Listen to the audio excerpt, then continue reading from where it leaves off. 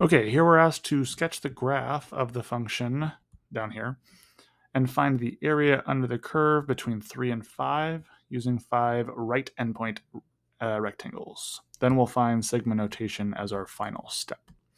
So in this one here, I'm going to go ahead and draw my graph. I'm going to start by finding the width because I know I'm going from 5 to 3 and I'm breaking it into 4 rectangles.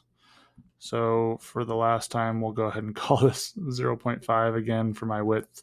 Every problem so far on this worksheet has had 0.5 as a width just because it's easier to deal with. Eventually you'll get more difficult problems, but here is our width one more time here. And now we are going to plot points on my graph for this equation. And to do that, I'm just going to make an x and a y table.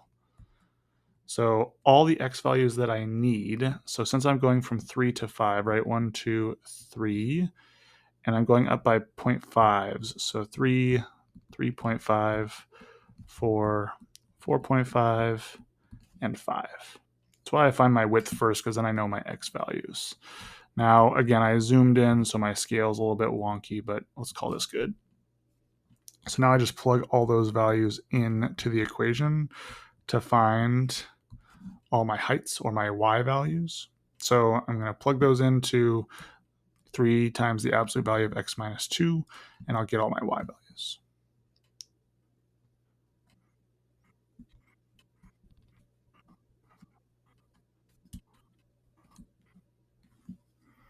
Okay, so from here, I have now found all my x and y values, plotted them between 3 and 5 on intervals of 0.5. Now I'm going to go ahead and create my rectangles. So different from the last 2 problems in this worksheet is that you are making right endpoint rectangles, meaning my first rectangle between 3 and 3.5, I'm going to use the right side that actually touches my function. So you notice here that in this case, I'm not using the y value of 3 to find any of my heights.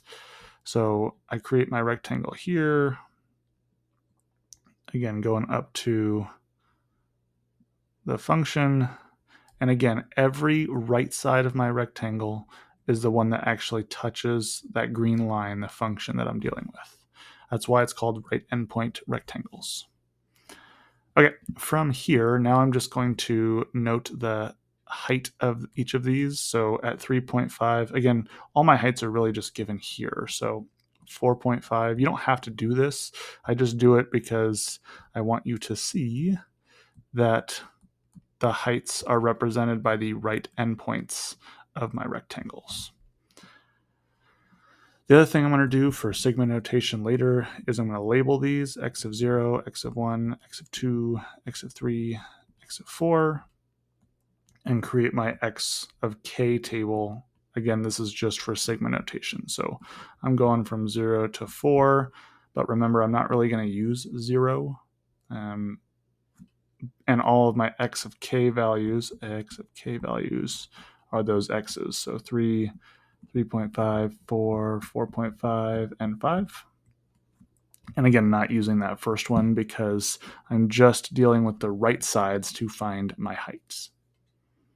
Okay, from here, I'm going to go ahead and do all of the widths times the heights.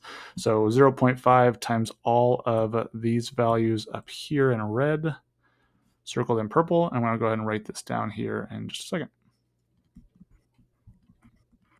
So when I look at this, remember that I am adding together 4 different pieces because I have 4 rectangles. So when I do this, I'm going to go ahead and just plug all this into a calculator here, and we'll get our answer.